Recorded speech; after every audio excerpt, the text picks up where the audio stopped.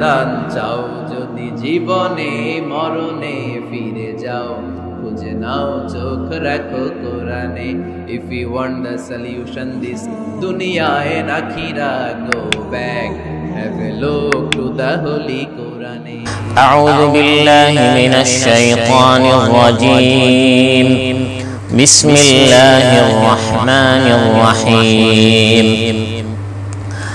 ألم تر إلى الذين خرجوا من ديارهم وهم ألوف حذر الموت فقال لهم الله موتوا ثم أحياهم إن الله لذو فضل على الناس ولكن أكثر الناس لا يشكرون وقاتلوا في سبيل الله واعلموا أن الله سميع عليم من ذا الذي يقرض الله قرضا حسنا فيضاعفه له أضعافا كثيرة والله يقبض ويبسط وإليه ترجعون আল্লাহ তাআলা ইরশাদ করেন, তুমি কি তাদেরকে দেখোনি যারা মৃত্যুর ভয়ে তাদের ঘর ছেড়ে বের হয়ে যায়, অথচ সংখ্যায় তারা ছিল হাজার হাজার। আল্লাহ তাআলা তাদেরকে বললেন, তোমরা মরে যাও। অতঃপর আল্লাহ তাআলা তাদেরকে জীবিত করলেন। নিশ্চয় আল্লাহ তাআলা মানুষের উপর অনেক অনুগ্রহশীল, কিন্তু অধিকাংশ মানুষ শুকরিয়া আদায় করে না। এবং তোমরা আল্লাহ তাআলার পথে লড়াই করো এবং জেনে রাখো যে আল্লাহ তাআলা সর্বশ্রোতা সর্বজ্ঞানী। কে আছে এমন যে আল্লাহ তাআলাকে করজ দিবে, ঋণ দিবে, উত্তম ঋণ, অতঃপর আল্লাহ তাআলা তাকে তা দ্বিগুণ বহুগুণ করে বৃদ্ধি করে দিবেন এবং আল্লাহ তাআলা সংকুচিত করেন এবং আল্লাহ তাআলা প্রশস্ত করেন এবং তোমরা আল্লাহ তাআলার দিকেই প্রত্যাবর্তিত হবে। আলহামদুলিল্লাহ, আমি আপনাদের সামনে সূরাতুল বাকারা 243 থেকে 245 তিনটি আয়াত তিলাওয়াত করে এর বঙ্গানুবাদ পেশ করলাম। রব্বে করিম চাহে তো এই তিনটি আয়াতের আলোকে আমরা কিছু আলোচনা উপস্থাপন করব ইনশাআল্লাহ। প্রথম আয়াতে আল্লাহ তাআলা আমাদেরকে এই বিশ্বাস ও আকীদা আমাদের ভিতরে বদ্ধমূল, আমাদের ভিতরে মজবুত, আমাদের ভিতরে আল্লাহ তাআলা এই বিশ্বাসটি সৃষ্টি করছেন যে জীবন মরণ একমাত্র আল্লাহ তাআলার হাতে। আল্লাহ তাআলাই হচ্ছেন জীবন এবং মৃত্যু দানকারী। তিনি হচ্ছেন আল মুহয়ি আল মুমিত। তিনি জিন্দেগি, জীবন এবং মৌত, মৃত্যু তিনি দান করেন। হায়াত মৌতের ফয়সালা জমিনে হয় না, হায়াত মৌতের সিদ্ধান্ত আসমানে হয়, জমিনে কেবল কার্যকর হয়, তানফিজ হয়। তো আল্লাহ তাআলা একটি ঘটনার মাধ্যমে ইমানের এই উসুলি বুনিয়াদি বিষয়টি আমাদের সামনে আল্লাহ তাআলা পেশ করছেন। ঘটনাটি হচ্ছে, কিছু মানুষ তাদের ঘর থেকে বের হয়েছিল মৃত্যু থেকে বাঁচার জন্য।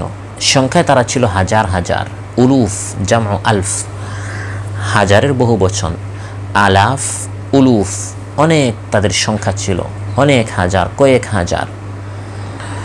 মৃত্যুর ভয়ে, কিসের মৃত্যু বা কোন মৃত্যু, এই বিষয়ে মুফাসসিরিনে কেরাম বিভিন্ন মত পেশ করেছেন। কেউ বলেন বর্তমান করোনা ভাইরাসের মতো একটি ভাইরাস বা যে কোনো ধরনের একটি মহামারী দ্বারা ওই এলাকা বা বস্তি বা দেশ তারা আক্রান্ত হয়েছিল।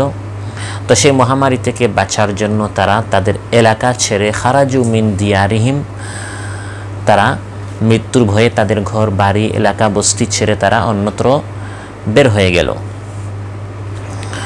অথচ মহানবী সাল্লাল্লাহু আলাইহি ওয়াসাল্লামের ইরশাদ, বুখারী মুসলিমের বর্ণনা, ইদা সামি'তুম বিহা বিআরদিন ফালা তাকদুমু আলাইহা ওয়া ইযা ওয়াকা বিআরদিন ওয়া আনতুম বিহা ফালা তাখরুজু মিনহা। মহামারী যদি কোনো এলাকায় হয় যেখানে তোমরা রয়েছো সেই এলাকা থেকে তোমরা বের হবে না। আর যদি তোমরা শুনো যে অমুক এলাকা মহামারী দ্বারা আক্রান্ত হয়েছে সেই দেশে তোমরা যাবে না, যাতে করে এই রোগটা, এই ব্যাধি বা রোগ বা মহামারীটি সংক্রমণ বা এটা ছড়িয়ে না পড়ে। সংক্রমণ হওয়া থেকে এটাকে প্রতিরোধ করার জন্য, এটাকে নিয়ন্ত্রণে আনার জন্য মহানবী সাল্লাল্লাহু আলাইহি সাল্লাম আমাদের সামনে এই থিওরিটি উপস্থাপন করেছেন। তো এই মৃত্যু থেকে বাঁচার জন্য তারা যখন বের হলো, এটা হচ্ছে মুফাসসিরিন কেরামদের একমত যে মহামারী দ্বারা এলাকা আক্রান্ত হয়েছিল, তারা মৃত্যু থেকে বাঁচার জন্য ঘরবাড়ি ছেড়ে চলে গেল। আবার অন্যান্য মুফাসসিরিন কেরাম বলেন মৃত্যু থেকে বাঁচার জন্য এর অর্থ হচ্ছে শত্রু তাদের এলাকায় আক্রমণ করেছিল। তো শত্রু দ্বারা যখন তারা আক্রান্ত হলো, শত্রুর মোকাবেলা করা হচ্ছে ফরজ।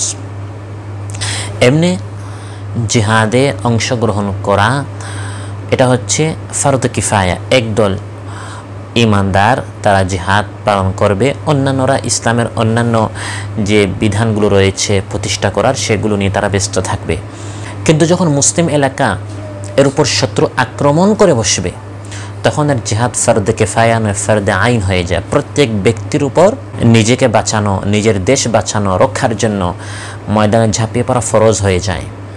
তো সেখান থেকে পালিয়ে যাওয়া এটা হচ্ছে কবিরা গুনাহ। মহানবী সাল্লাল্লাহু আলাইহি সাল্লাম একটি হাদিসে সবচেয়ে বড় কবিরা গুনাহের কথা উল্লেখ করেছেন, ইজতানিবুস সাবআল মুবিকাত, কবিরা গুনাহ থেকে তোমরা বেঁচে থাকো। এর মধ্যে একটা উল্লেখ করেছেন ওয়াতাওয়াল্লি ইয়াউমাজ জাহফ, শত্রুর যখন সামনাসামনি হবে সেখান থেকে পালিয়ে যাবে, এটা হচ্ছে কবিরা গুনাহ। আল্লাহ তাআলার নির্দেশ হচ্ছে ইয়া আইয়ুহাল্লাযীনা আমানু ইযা লাকীতুমুল্লাযীনা কাফারু জাহফা إذا لقيتم الذين كفروا زحفا فلا تولوهم الأدبار। হে ইমানদারেরা, যখন তোমরা শত্রুদের কোনো দল, কোনো বাহিনী এর মুখোমুখি হবে, তাদের সাথে যখন তোমাদের সাক্ষাৎ হবে ময়দানে, যখন তারা এবং তোমরা আমনাসামনা হবে বা তারা যখন তোমাদের দেশ আক্রমণ করবে তখন তোমরা পৃষ্ঠ প্রদর্শন করে চলে যাবে না। তো তারা কি করলো? মহামারীর ভয়ে হোক বা শত্রুর ভয়ে হোক, যে কোনো কারণে মৃত্যু থেকে বাঁচার জন্য তারা তাদের ঘর বাড়ি এলাকা ছেড়ে চলে গেল। আল্লাহ তাআলা এটা বোঝাতে চাইলেন যে শত্রুর মোকাবেলা করলেই মৃত্যু চলে আসবে, মহামারী দ্বারা আক্রান্ত দেশ এলাকায় থাকলে মৃত্যু চলে আসবে, আবার ওই এলাকা ছেড়ে চলে গেলেই বেঁচে যাবে। বরং আল্লাহ তাআলা চাইলে ওই এলাকা থেকে যদি আপনি পালিয়ে যান মহামারী থেকে আত্মরক্ষার জন্য বা শত্রুর হাত থেকে বাঁচার জন্য, যদি আপনি পালিয়ে যান তারপরেও মৃত্যু আসতে পারে।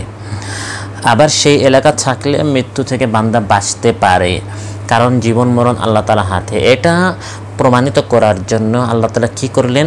তারা যখন তাদের এলাকা ছেড়ে চলে গেল, আল্লাহ তাআলা সবাইকে বললেন এখন তোমরা মরে যাও। ফাকাল লাহুমুল্লাহু মুতু, তারা সঙ্গে সঙ্গে মারা গেল।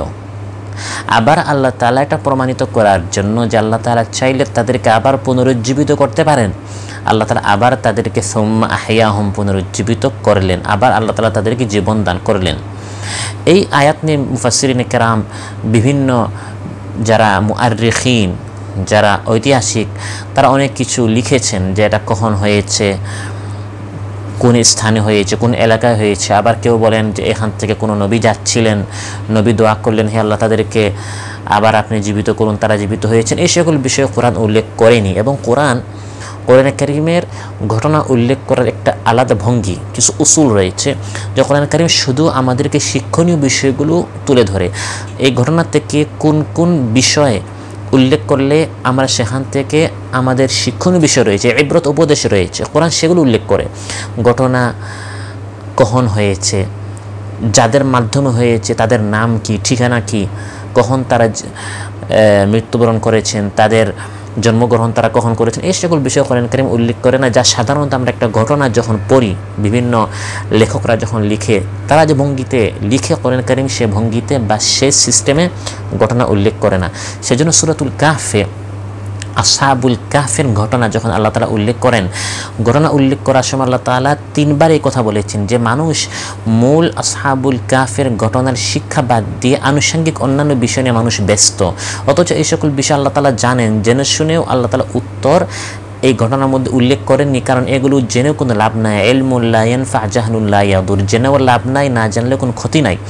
যেমন কিছু মানুষ বলল যে তাদের সংখ্যা কত ছিল, আল্লাহ তাআলা ইরশাদ করলেন কুর রাব্বি আ'লামু বিইদ্দাতিহিম, আল্লাহ তাআলা জানেন তাদের সংখ্যা কত, 7 হোক 8 হোক 10 হোক 2 হোক 100 হোক, এটা জেনে তোমার কোনো লাভ নেই। তোমার জানা দরকার যে এই ঘটনা থেকে আমরা কি শিখলাম। ইমানদার হিসাবে আসহাবুল কাহফের মতো আমাদেরকে বাতিলের বিরুদ্ধে ভূমিকা পালন করতে হবে, কোনো আপোষ করা যাবে না। এটা হচ্ছে মূল ঘটনা। আবার কেউ ব্যস্ত হয়ে গেল তারা গুহায় কত বৎসর ছিল, 100 না 200 না 500, আল্লাহ তাআলা বলেন এটাও মূল বিষয় না। কুলিল্লাহু আ'লামু বিমা লাবিথু, আল্লাহ তাআলা জানেন তারা কত বছর ছিলেন, এটা নিয়ে ব্যস্ত হওয়ার বিষয় না। আরেক জায়গায় আল্লাহ তাআলা বলেন কালু রাব্বুকুম আ'লামু বিমা লাবিসতুম, বলো আল্লাহ তাআলাই ভালো জানেন তোমরা এখানে কত বছর ছিলে। তো মূল বিষয় হচ্ছে ঘটনা দেখে আমরা কি শিখলাম। অনুরূপভাবে অন্যান্য সূরা ইউসুফ এর ঘটনা আমরা দেখি, আমাদের দেশে বিভিন্ন মাহফিলে সূরা ইউসুফের ঘটনা, ইউসুফ জুলাইখার ঘটনা উল্লেখ করা হয়। কোরআনে কারীমের যে মূল বক্তব্য সেখান থেকে ঘুরিয়ে নেওয়া হয়, ঘুরিয়ে তারপরে কারবালার যে ঘটনা সেখান থেকে আমরা কি শিখলাম সেগুলো উল্লেখ না করে মানুষদেরকে কাঁদিয়ে সেখানে অন্যান্য দেখা যায় অন্য একটি পরিবেশ সৃষ্টি করা হয়। এটা ঠিক নয়। আমাদেরকে যখন কোরআনে কারীমের ঘটনা উল্লেখ করব, কোরআনে কারীম কি উদ্দেশ্যে ঘটনা উল্লেখ করেছে, হাসানো বা কাঁদানোর উদ্দেশ্য নয়, বরং লাকাদ কানা ফি কাসাসিহিম ইবরাতুল লিউলিল আলবাব, ইবরতের জন্য, সেখান থেকে সবক নেয়ার জন্য, সেখান থেকে উপদেশ নেওয়ার জন্য, সেখান থেকে শিক্ষণীয় বিষয় কী রয়েছে সেটা জানার জন্য। তো এই কথার জন্য বললাম, কারণ এই আয়াতের তাফসিরে অনেক কিছু লেখা হয়েছে যেগুলো কোরআনে কারীম ইশারা ইঙ্গিতেও বলে নাই। তো আমাদের মূল যে শিখার বিষয় সেটা হচ্ছে জীবন মরণ আল্লাহ তাআলার হাতে। আল্লাহ তাআলা চাইলে যে কোনো ক্ষণ মুহূর্তে মৃত্যু দিতে পারেন, আবার চাইলে যেটা আল্লাহ তাআলা কোনো সময় করেন না সেটাও আল্লাহ তাআলা করে দেখাতে পারেন। সেটা হচ্ছে পরকাল অনুষ্ঠিত হওয়ার আগে এই ইহকালে দুনিয়াতেও আল্লাহ তাআলা পুনরুজ্জীবিত করতে পারেন। এবং এই ধরনের ঘটনা আল্লাহ তাআলা কোরআনে কারীমে উল্লেখ করেছেন যে তিনি 5 বার ঘটিয়েছেন, এবং 5 ঘটনা সূরা বাকারায় উল্লেখ আল্লাহ তাআলা করেছেন। এটি হচ্ছে তৃতীয় ঘটনা। প্রথমটি হচ্ছে আমরা তাফসীর করে এসেছি সূরা বাকারার শুরুতে, সুম্মা বাআসনাকুম, মুসা আলাইহিস সালামের সামনে যখন তার জাতি কিছু লোক যখন আল্লাহ তাআলা শাস্তি দিয়ে তাদেরকে মেরে ফেলেন, ফাআখাযাতকুমুস সাইহাকাতু ওয়া আনতুম তানজুরুন সুম্মা বাআসনাকুম মিন বাদি মাউতিকুম লাআল্লাকুম তাশকুরুন, তিনি যখন দোয়া করেন আল্লাহ তাআলা তাদেরকে আবার পুনরুজ্জীবিত করলেন। দ্বিতীয় ঘটনা হচ্ছে গাভীর ঘটনা আমাদের এসেছিল, যে যাকে হত্যা করা হয়েছিল আল্লাহ তাআলা বললেন যে গাভীর একটি অংশ দিয়ে তোমরা তাকে মারো, মারা হলে বা আঘাত করা হলে ওই মৃত ব্যক্তি জীবিত হয়ে বলে দিল কে তাকে মেরেছে, ফাকুলনা দরিবুহু বিবাদিহা কাযালিকা ইউহয়িল্লাহুল মাউতা, এই ব্যক্তিকে যেরকম আল্লাহ তাআলা জীবিত করেছেন তোমাদেরকে আল্লাহ তাআলা মৃতদেরকে আল্লাহ তাআলা সেভাবে পুনরুজ্জীবিত করেন। তৃতীয় হচ্ছে আজকের এই আয়াত সুম্মা আহইয়াহুম। চতুর্থ পঞ্চম ঘটনা আমাদের সামনে আসবে ইনশাআল্লাহ। একটি হচ্ছে সুম্মা বাআসাহু ক্বালা কাম লাবিস্তা, একটা ঘটনা আল্লাহ তাআলা উল্লেখ করবেন। আর একটা হচ্ছে ইব্রাহিম আলাইহিস সালামের যখন তিনি পাখিগুলোকে টুকরো টুকরো করার পর আল্লাহ তাআলা বলেন সুম্মা দুহুন্না ইয়াতিনাকা সায়া, পাখিগুলোকে আবার ডাকো তারা তোমার দিকে দৌড়ে চলে আসবে। তো আল্লাহ তাআলার নীতি হচ্ছে যখন মানুষ মারা যায় দুনিয়াতে আবার পুনরুজ্জীবিত হবে না, হবে কোন দিন, ইয়াউমা ইয়াকুমুন নাসু লিরাব্বিল আলামিন, রব্বুল আলামিনের জন্য কিয়ামতের দিন মানুষ দণ্ডায়মান হবে, পুনরুজ্জীবিত হবে। কিন্তু এটা অসম্ভব নয়। একটা হচ্ছে আল্লাহর নীতি করেন না, এটা আল্লাহর নীতি, আল্লাহ তাআলা দুনিয়াতে পুনরুজ্জীবিত করেন না, কিন্তু এই নীতির খেলাফ করার আল্লাহর শক্তি রয়েছে, কুদরত রয়েছে, কারণ আল্লাহ তাআলার নিকট জন্য আল্লাহর জন্য কোনো কিছু অসম্ভব নয়। দুনিয়াতে আল্লাহ তাআলা চাইলে পুনরুজ্জীবিত করতে পারেন, এটা বাস্তবে আল্লাহ তাআলা আমাদেরকে দেখিয়ে দিলেন। যেরকম জীবন আল্লাহর হাতে সেভাবে মরণ আল্লাহর হাতে। ফাকাল লাহুমুল্লাহ, আল্লাহ তাআলা বলেছেন মারা যাও, তারা মারা গেল, আবার পুনরুজ্জীবিত করতে বলেন, তারা পুনরুজ্জীবিত হয়ে গেল। কারণ আল্লাহর জন্য কোনো কিছু করতে হলে কোনো বাহিনী ডাকতে হয় না, কোনো বটনে দাবাতে হয় না, বা কোনো সহযোগীকে সাথে রাখতে হয় না। আল্লাহ তাআলার বিষয় হচ্ছে ইন্নামা আমরুহু ইযা আরাদা শাইআন আন ইয়াকুলা লাহু কুন ফায়াকুন। আল্লাহর হুকুম হচ্ছে শুধু বলেন কুন হয়ে যা, সঙ্গে সঙ্গে হয়ে যায়। অতএব এই আয়াত থেকে সবচেয়ে বড় আমাদের যে শিক্ষা, ইমানদার হিসেবে আমাদের আকীদা, আমাদের ঈমান মজবুত করতে হবে। একমাত্র আল্লাহ তাআলার হাতে হচ্ছে জীবন মরণ। হক কথা আমাকে বলতে হবে, সত্য কথা আমাকে বলতে হবে, বাতিলের বিরুদ্ধে আমাকে ভূমিকা পালন করতে হবে, বাতিলের বিরুদ্ধে আমাকে প্রতিবাদ জানাতে হবে, আমাকে হকের পক্ষে থাকতে হবে, বাতিলের সাথে আপোষ করা যাবে না, কারণ জীবন মরণ একমাত্র আল্লাহর হাতে। ইউখরিজুল হাইয়া মিনাল মাইয়িতি ওয়া ইউখরিজুল মাইয়িতা মিনাল হাইয়্য। আল্লাহ তাআলা ইরশাদ করেন, আল্লাহ তাআলা মৃত থেকে জীবিত, জীবিত থেকে মৃতকে আল্লাহ তাআলা বের করেন। ওয়া ইউহয়িল আরদা বা'দা মাউতিহা। মৃত জমিন, একটা জমিন যখন শুকিয়ে যায়, হলুদ হয়ে যায়, মারা যায়, আল্লাহ তাআলা এই জমিনকে পুনরুজ্জীবিত করেন। জমিনকে আল্লাহ তাআলা বৃষ্টির মাধ্যমে যেরকম পুনরুজ্জীবিত করেন, তোমাদেরকেও আল্লাহ তাআলা কিয়ামতের দিন আবার পুনরুজ্জীবিত করবেন। ফানজুর ইলা আসারি রাহমাতিল্লাহ কাইফা ইউহয়িল আরদা বা'দা মাউতিহা ইন্না যালিকা লামুহয়িল মাউতা ওয়া হুয়া আলা কুল্লি শাইইন কাদির। আল্লাহ তাআলা ইরশাদ করেন, দেখো, ফানজুর ইলা আসারি রাহমাতিল্লাহ, আল্লাহর রহমতের আথর, বৃষ্টি যখন নাজিল হয়, কাইফা ইউহয়িল আরদা বা'দা মাউতিহা, বৃষ্টি যখন নাজিল হয়, একটা জমিন যখন শুকিয়ে যায়, হলুদ হয়ে যায়, বৃষ্টি আসার পরপর কিভাবে এটা আবার পুনরুজ্জীবিত হয়, সুফলা সুজলা শস্য শ্যামল হয়ে আবার সুন্দর চাকচিক্যময় হয়ে কিভাবে এটা আবার পুনরুজ্জীবিত হয়। যে আল্লাহ তাআলা এই জমিনকে পুনরুজ্জীবিত করলেন, ইন্না যালিকা লামুহয়িল মাউতা, তিনি আবার পুনরুজ্জীবিত করবেন।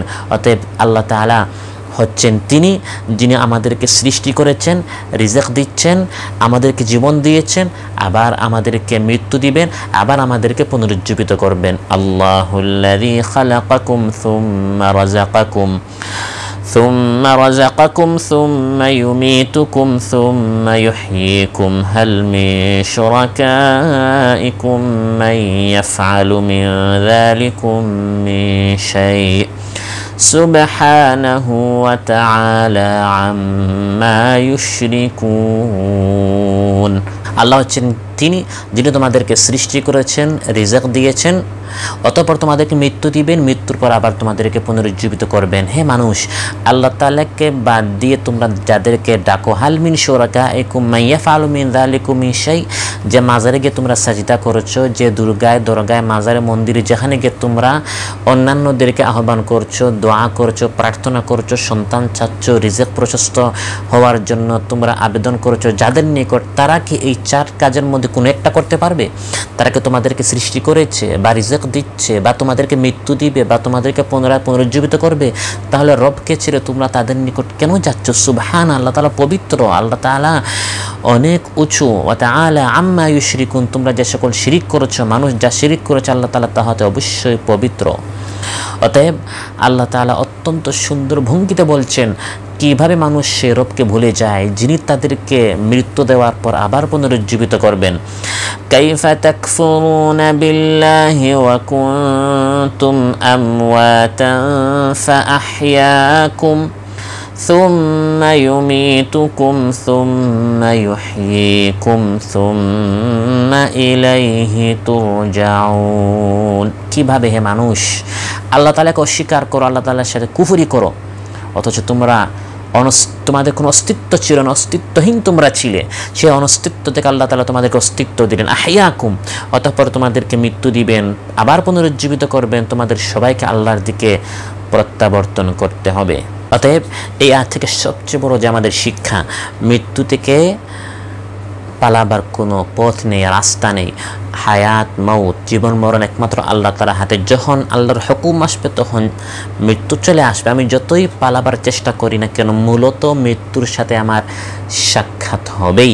কুল ইন্নাল মাউতাল্লাযী তাফিররুনা মিনহু ফাইন্নাহু মুলাকীকুম, যে মৃত্যু থেকে তোমরা পালাও, আল্লাহ তাআলা বলেন সেই মৃত্যুর সাথে তোমাদের সাক্ষাৎ হবেই।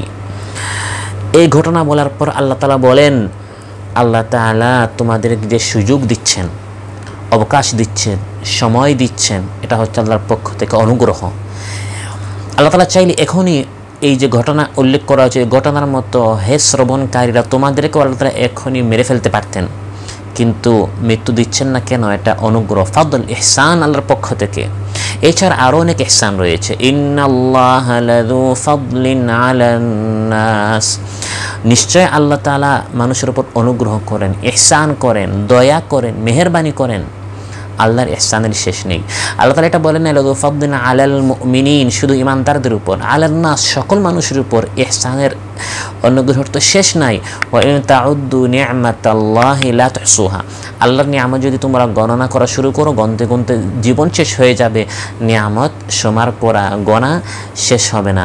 সূর্য বলেন, চন্দ্র বলেন, গ্রহ উপগ্রহ বলেন, নক্ষত্র বলেন, ঠান্ডা গরম বলেন, বৃষ্টি পানি, নদী, সমুদ্র ইত্যাদি যত নিয়ামত রয়েছে, এগুলো দ্বারা কি শুধু ইমানদারেরা উপকৃত হচ্ছে, লাভবান হচ্ছে, ফায়দা উঠাচ্ছে, উপভোগ করছে, না সবাই এগুলোর ফল ভোগ করছে? সবাই ফল ভোগ করছে, কিন্তু সবচেয়ে বড় যে নিয়ামত সেটা হচ্ছে শুধু ইমানদারদের জন্য, সেটা হচ্ছে নিয়ামতুল ইসলাম, নিয়ামতুল হিদায়া। এই জন্য আলহামদুলিল্লাহিল্লাযী হাদানা লিহাদা ওয়া মা কুন্না লিনাহতাদিয়া লাউলা আন হাদানাল্লাহ। তো ইমানদারদেরকে আল্লাহ তাআলা দুনিয়া আখিরাত উভয় জাহানের আল্লাহ তাআলা নিয়ামত দিয়েছেন। এই জাহানের সব ফায়দা আমরা পাচ্ছি, আর আখিরাতে আমাদের জন্য হিদায়াতের কারণে আমরা জান্নাত পাবো। আর কাফিরেরা এই দুনিয়াতে আল্লাহ তাআলার সব নিয়ামত পাচ্ছে, কিন্তু নিয়ামতগুলো পেয়ে অধিকাংশ মানুষ নমক হারামি করে, নাশুকরি করে, অকৃতজ্ঞতার পরিচয় দেয়। ওয়ালাকিন্না আকসারান নাসি লা ইয়াশকুরুন, আল্লাহ তাআলা বলেন কিন্তু অধিকাংশ মানুষ শুকরিয়া আদায় করে না। এখান থেকে বোঝা গেল সব সময় অধিকাংশ মানুষ ভুলের উপর থাকে। আমরা অনেক সময় যখন ভুল কাজ করি, ভুল পথে চলি, ভুল তরিকায় নামাজ পড়ছি, জিকির করছি বা একটা আমল করছি, তখন অনেকে উদ্ধৃতি দেয় যে সবাই তো করে, সমাজে এটা তো প্রচলিত, সমাজে কি প্রচলিত, সবাই কি করে, এটা আমার প্রমাণ নয়, কোরআন সুন্নায় কি এসেছে এটা হচ্ছে আমার দলিল প্রমাণ। বরং সমাজে কি প্রচলিত, সবাই কি করে, এটা অধিকাংশ ক্ষেত্রে ভুল হয়, কারণ অধিকাংশ মানুষ ভুলের উপর থাকে, এটা কোরআন দ্বারা প্রমাণিত। এই আয়াতে আল্লাহ তাআলা বলেন ওয়ালাকিন্না আকসারান নাসি লা ইয়াশকুরুন, অধিকাংশ মানুষ শুকরিয়া আদায় করে না। অন্যত্র বলেন ওয়ালাকিন্না আকসারান নাসি লা ইউমিনুন লা ইয়াকিলুন লা ইয়াফকাহুন ওয়ামা ওয়াজাদনা লিআকসারিহিম মিন আহাদ, অধিকাংশ মানুষ ওয়াদা পূরণ করে না, ঈমান আনে না, আকল বুদ্ধি নাই, চিন্তা করে না। অধিকাংশ ক্ষেত্রে আল্লাহ তাআলা অধিকাংশ শব্দ যখন এনেছেন, আকসারাহুম, আকসারাকুম, সব জায়গায় এসেছে লা ইউমিনুন লা ইয়াকিলুন লা ইয়াফকাহুন, তারা বুঝে না, তারা চিন্তা করে না, তারা ঈমান আনে না। আর যেখানে অল্প সংখ্যক মানুষের কথা এনেছেন, সেখানে আল্লাহ তার প্রশংসা করেছেন ওয়া কালিলুম মিন ইবাদিয়াশ শাকুর, শুকরগুজার বান্দার সংখ্যা কালিল, কাসির নয়, অল্প সংখ্যক মানুষ হচ্ছে শুকরগুজার। ওয়ামা আমানা মাআহু ইল্লা কালিল, শুকরিয়া আদায় করে অল্প, আর ঈমান এনেছে নূহ আলাইহিস সালামের উপর সংখ্যা কত? কালিল। শুকরগুজারও অল্প, ঈমানদারও অল্প, আবার নেক আমল করে যারা, তাদের সংখ্যাও অল্প। আল্লাযীনা আমানু ওয়া আমিলুস সালিহাতি ওয়া কালিলুম মাহুম, অধিকাংশ মানুষ ঈমান আনে না, আর অল্প সংখ্যক মানুষ হচ্ছে তারা যারা ঈমান আনে এবং সৎ কাজ করে, আমল সালিহ করে। তো বোঝা গেল অধিকাংশ মানুষ করে, বলে, চলে, এই সকল রেফারেন্স দিয়ে আমরা যেন আমল না করি। অধিকাংশ মানুষ ওয়া ইন তুতি আকসারা মান ফিল আরদি ইউদিল্লুকা আন সাবিলিল্লাহ, অধিকাংশ মানুষের রেফারেন্স দিয়ে বা তাদের দিকে তাকে যদি আপনি চলেন, তারা আপনাকে পথভ্রষ্ট করবে, গুমরাহ করবে। আল্লাহ তাআলা এই আয়াতে বলেন অধিকাংশ মানুষ শুকরিয়া আদায় করে না। মৃত্যুর ভয়ে তারা পালিয়ে চলে যাচ্ছে, শত্রু দ্বারা তারা আক্রান্ত হলো, এলাকা ছেড়ে তারা চলে যাচ্ছে। তাদের করণীয় ছিল এলাকা ছেড়ে চলে না গিয়ে কি করার? আল্লাহর পথে লড়াই করার, শত্রুর মোকাবেলা করার, আল্লাহর পথে জিহাদ করার। তাই আল্লাহ তাআলা পরের আয়াতে আল্লাহর পথে লড়াইয়ের কথা বলছেন ওয়াকাতিলু ফি সাবিলিল্লাহি ওয়া'লামু আন্নাল্লাহা সামিউন আলিম। এই ঘটনা যাদের কথা উল্লেখ করা হয়েছে, তাদের মতো তোমরা আল্লাহর পথে লড়াই করা থেকে পালিয়ে যাবে না, বরং আল্লাহর পথে তোমরা লড়াই করবে। তাদের বিরুদ্ধে করব, সকল কাফের মুশরিকদের বিরুদ্ধে না।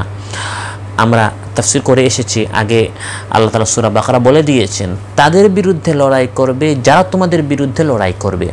ওয়াকাতিলু ফি সাবিলিল্লাহিল্লাযীনা ইউকাতিলুনাকুম ওয়া লা তা'তাদু, যারা তোমাদের বিরুদ্ধে লড়াই করবে তোমরা তাদের সাথে লড়াই করবে, তাদের খেলাফ তোমরা লড়াই করবে। যে কোনো কাফির মুশরিক সে আমার কথা মানে নাই, ঈমান আনে না, বিধায় সবার বিরুদ্ধে ইসলাম লড়াই করতে পারে। ইসলাম হচ্ছে শান্তির ধর্ম, ইসলাম সবার জন্য শান্তি চায়, ইসলাম সবাইকে নিরাপত্তা দিয়েছে। কিন্তু যারা এই নিরাপত্তাপূর্ণ পরিবেশে নিরাপত্তাহীনতা এবং অশান্তির পরিবেশ সৃষ্টি করতে চায়, ইসলাম তাদেরকে উৎখাত করতে চায়, তাদেরকে উৎখাত করে ওয়ালাকুম ফিল কিসাসি হায়া। ইসলাম এই সকল সন্ত্রাসীদেরকে উৎখাতের মধ্যেই জীবন রেখেছে, তাদেরকে উৎখাত করলেই শান্তি প্রতিষ্ঠিত হবে। তাই আমাদের সবাইকে আল্লাহর পথে লড়াই করতে হবে। কাতিলুল্লাযীনা লা ইউমিনুনা বিল্লাহি ওয়ালা বিল ইয়াউমিল আখির ওয়ালা ইউহাররিমুনা মা হাররামাল্লাহু ওয়া রাসূলুহু ওয়ালা ইয়াদিনুনা দীনাল হাক্কি মিনাল্লাযীনা উতুল কিতাবা হাত্তা ইউতুল জিজিয়াতা আন ইয়াদিন ওয়া হুম সাগিরুন। তোমরা লড়াই করো তাদের বিরুদ্ধে যারা ঈমান আনেন আল্লাহর উপর, পরকালের উপর। আল্লাহ যেটাকে হারাম করেছেন এটাকে তারা হারাম মানতে চায় না, আল্লাহ যেটাকে হালাল করেছেন সেটাকে তারা হালাল হিসাবে গ্রহণ করতে চায় না, হালালকে হারাম, হারামকে হালাল হিসাবে তারা প্রতিষ্ঠা করতে চায়, ইসলামের বিরোধিতা করতে চায়। দ্বীনে হক যারা গ্রহণ করতে চায় না তাদের বিরুদ্ধে তোমরা লড়াই করো। লড়াই করতে হবে, কিন্তু বিভিন্ন অজুহাত দেখিয়ে যারা আল্লাহর পথে লড়াই করা থেকে পৃষ্ঠ প্রদর্শন করতে চায়, যারা বিভিন্ন উযর পেশ করে আল্লাহর পথে লড়াই করতে চায় না, আল্লাহ তাআলা বলেন এই চালাকি কার সাথে করছো, এই চতুরতা কার সাথে করছো, উযর যে পেশ করছো, এই যে অজুহাতগুলো তুমি পেশ করছো, এই উযর সম্পর্কে আল্লাহ তাআলা কি ওয়াকিফ হাল নন? আল্লাহ তাআলা কি অবহিত নন? ওয়ালামু আন্নাল্লাহা সামিউন আলিম, জেনে রাখো আল্লাহ তাআলা সব কিছু শোনেন, সব কিছু জানেন, তিনি সর্বশ্রোতা, সর্বজ্ঞানী। তুমি যে অজুহাতগুলো পেশ করছো তুমি আসলে অসুস্থ কিনা, তোমার মাথায় আসলে ব্যথা আছে না নাই, কোমরে আসলে ব্যথা আছে না নাই, ঘরে কোনো সমস্যা, সংসারে কোনো সমস্যা আসলে আছে না নাই। যে অজুহাত পেশ করছো, তোমার যার সামনে পেশ করছো সে তো গায়েব জানে না, সে তোমার উযরটি গ্রহণ করে ফেললেও আল্লাহ তাআলা কিন্তু আসল হাকিকত জানেন। অতএব সতর্ক থাকো, আল্লাহ তাআলাকে ভয় করো এবং মিথ্যা অজুহাত পেশ করে আল্লাহর পথে লড়াই করা থেকে তুমি পালিয়ে যেও না, নিজেকে বাঁচাবার চেষ্টা করিও না। লড়াই কি শুধু দৈহিকভাবে হবে না আর্থিকভাবে করতে হবে? আর্থিকভাবেও করতে হবে। জিহাদ শুধু নফসি নয়, মালিও। শুধু নফস জান দিয়ে জিহাদ নয়, মাল দিয়েও করতে হয়। এবং এটা হচ্ছে মানুষের আসল দুর্বলতা। অনেকে বলে জান দিয়ে দিব, কিন্তু পকেটে হাত দিতে চায় না। যখনই পকেটে হাত দেওয়ার কথা বলা হয় তখন অনেকে পিছনে চলে যায়। তাই আল্লাহ তাআলা যখনই জিহাদের কথা বলেছেন, আল্লাহর পথে লড়াইয়ের কথা বলেছেন, পরের আয়াতে এসেই আল্লাহ তাআলা তার পথে আর্থিক কোরবানি, আর্থিকভাবে ত্যাগ করার কথা বলছেন। এবং অন্যান্য আয়াতে যেরকম আল্লাহ তাআলা তার পথে ব্যয় করার নির্দেশ করেন, এই আয়াতে নির্দেশ না করে সুন্দর ভঙ্গিতে আল্লাহ তাআলা আমাদেরকে উৎসাহিত করছেন, অনুপ্রাণিত করছেন। আল্লাহ তাআলা ইরশাদ করেন মান যাল্লাযী ইউকরিদুল্লাহ, কে আছে এমন যে আল্লাহ তাআলাকে উত্তম ঋণ দিবে। সুবহানাল্লাহ। আল্লাহ তাআলা এটা বলেননি ওয়াকাতিলু ফি সাবিলিল্লাহ বিআনফুসিকুম ওয়া আমওয়ালিকুম, জান দিয়ে এবং মাল দিয়ে। অন্যান্য আয়াতে আল্লাহ তাআলা এরকম বলেছেন, কিন্তু এই আয়াতে এসে আমাদেরকে উৎসাহিত করছেন লড়াই করে আল্লাহর পথে পালিয়ে যাবে না, জান দিয়ে, সাথে মালটাও দিতে হবে। জানটা যেমন আল্লাহ তাআলার, মালটাও সেভাবে আল্লাহ তাআলার। কিছু দিনের জন্য তোমাকে আমানত দিয়েছেন, সেই আমানতটা যখন আল্লাহ তাআলা চাইবেন এই কুরবানি আমাকে আপনাকে করতে হবে, আল্লাহর পথে আমাদেরকে ব্যয় করতে হবে, খরচ করতে হবে। মান যাল্লাযী ইউকরিদুল্লাহ, কে আছে এমন যা আল্লাহকে করজ দিবে, ঋণ দিবে। কারদ আরবি শব্দ, এর মূল অর্থ হচ্ছে আল কাতা, কোনো জিনিস কেটে ফেলা। এই জন্য কাঁচিকে মিকাস আরবিতে বলা হয়।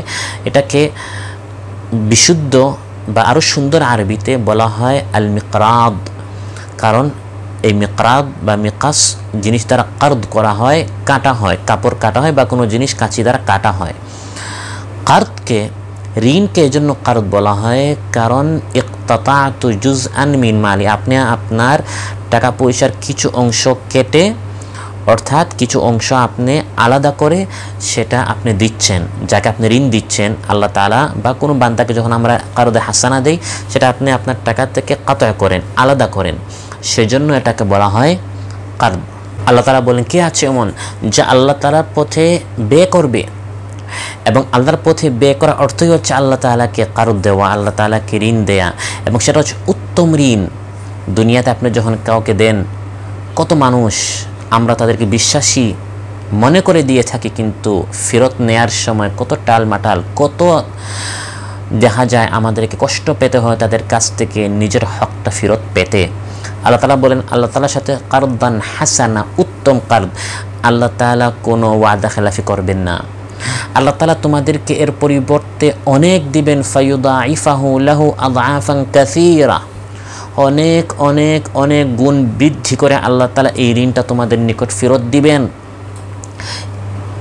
কতটুকু দিবেন আমাদের সামনে কিছু পর্ব পর বিস্তারিতভাবে আল্লাহ তাআলার পথে ইনফাক ফি সাবিলিল্লাহ, আল্লাহর পথে খরচ নিয়ে কয়েক পৃষ্ঠা ব্যাপী আলোচনা তাফসীর আসবে ইনশাআল্লাহ। সেখানে আল্লাহ তাআলা বিস্তারিতভাবে বলে দিয়েছেন যে 1 থেকে 7, 7 থেকে 700, 700 থেকে আল্লাহ তাআলা ইউদাইফু লিমান ইয়াশা, যার ইখলাস, আদব, একনিষ্ঠতা, একাগ্রতা যত বেশি তাকে আল্লাহ তাআলা তত বৃদ্ধি করে দিবেন। অনেক মানুষ আল্লাহর পথে দিতে চায় না কেন? আল্লাহর পথে আমার কাছে ছিল 10 টাকা, দিয়ে দিলাম 2 টাকা, তাহলে 2 টাকা কমে গেল, আছে আমার কাছে 8 টাকা। তো বাহ্যিকভাবে সে দেখছে আল্লাহর পথে 2 টাকা দেওয়ার কারণে আমার 10 টাকা থেকে 2 টাকা কমে গেল, এই টাকা পয়সা কমে যাচ্ছে, এই ভয়ে অনেক মানুষ আল্লাহর পথে দিতে চায় না। মহানবী সাল্লাল্লাহু আলাইহি ওয়াসাল্লাম ইরশাদ করেন, মা নাকাসাত সাদাকাতুন মিন মাল, কোনো সময় এরকম হয়নি আপনি আল্লাহর পথে দিবেন সদকা, যাকাত, খায়রাত, কোনো কিছু আল্লাহর পথে দিবেন এবং সে কারণে আপনার মাল কমবে, এটা হতেই পারে না। আপনি যদি দেখেন কমছে, বলবেন আমার চোখ দ্বারা আমি ভুল দেখছি। আমরা অনেক সময় এটা বলি যে দেখতে আমি ভুল দেখলাম নাকি? হ্যাঁ, আপনি ভুল দেখছেন। মহানবী সাল্লাম বলছেন কমে নাই, তার মানে কমে নাই, দেখতে বুঝতে আমার ভুল হচ্ছে, আসলে আমার টাকা পয়সা কমে না। কারণ আল্লাহ তাআলা ইরশাদ করেন, ওয়া উলাইকা হুমুল মুদঈফুন, যারা আল্লাহর পথে দেয় তাদের মান আল্লাহ তাআলা বৃদ্ধি করে দেন। ইয়ামহাকুল্লাহু রিবা ওয়া ইউরবিস সাদাকাত, সুদকে আল্লাহ তাআলা ধ্বংস করেন, সুদ দ্বারা আপনি যেটা বেশি পান সেটা আল্লাহ তাআলা কমাইয়া ফেলেন, আর সাদাকার মাধ্যমে যেটা কমে সেটাকে আল্লাহ তাআলা বাড়িয়ে দেন।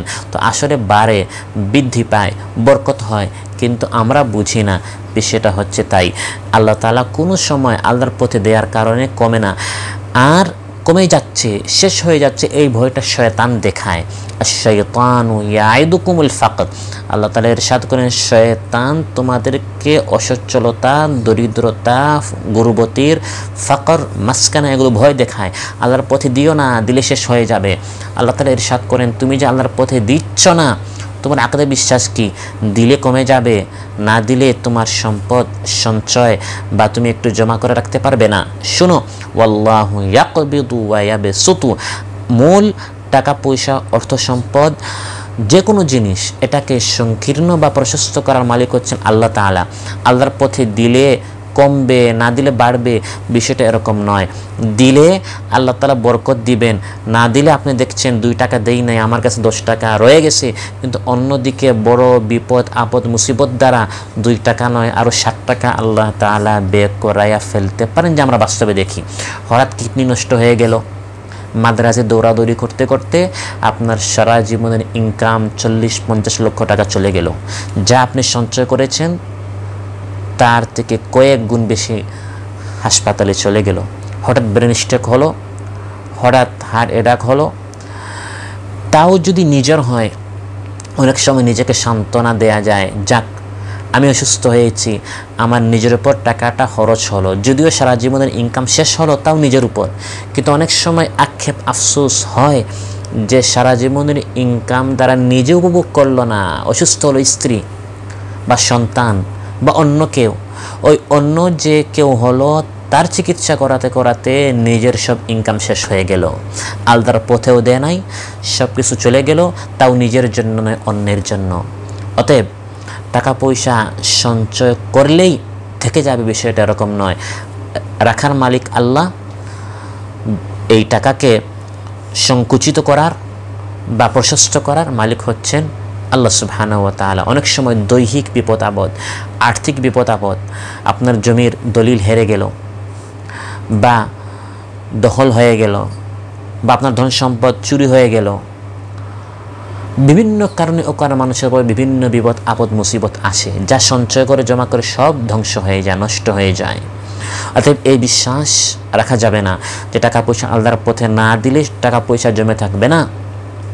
আপনি দেখছেন যে আপনার কাছে ছিল যেমন 100 টাকা, আল্লাহর পথে 20 টাকা দেওয়ার কারণে হয়ে গেল 80 টাকা, এই দিকে 20 টাকা কমেছে। কিন্তু অন্যদিকে আপনি প্রতি মাসে আপনার মার ঔষধের জন্য আপনি যেমন 5000 টাকা দিতেন, ওই 5000 টাকা থেকে আল্লাহ তাআলা এখন আপনার মার ঔষধের লাগে মাত্র 1000 টাকা, তো 4000 টাকা আপনার সেভ হয়ে গেল। তারপর অনেক সময় অফিস আদালতে আমরা যখন যাই একটা কাগজ বের করার জন্য বা একটা কাগজ সত্যায়ন টেস্ট করাবার জন্য, অনেক সময় দিনকে দিন সময় যায়, আবার আমাদের হাজার হাজার টাকা যায়। আল্লাহ তাআলা অল্প টাকায় অল্প সময় আপনার কাজটা করে ফেলতে পারেন। আপনি আল্লাহর পথে দিবেন, আল্লাহ তাআলা বড় বড় বিপদ আপদ মুসিবত টেনশন চিন্তা থেকে আপনাকে মুক্ত রাখবেন। শুধু অর্থের আয়টা দেখলে হবে না, শুধু অর্থের আয়টা দেখলে হবে না, ব্যয়টাও দেখতে হবে।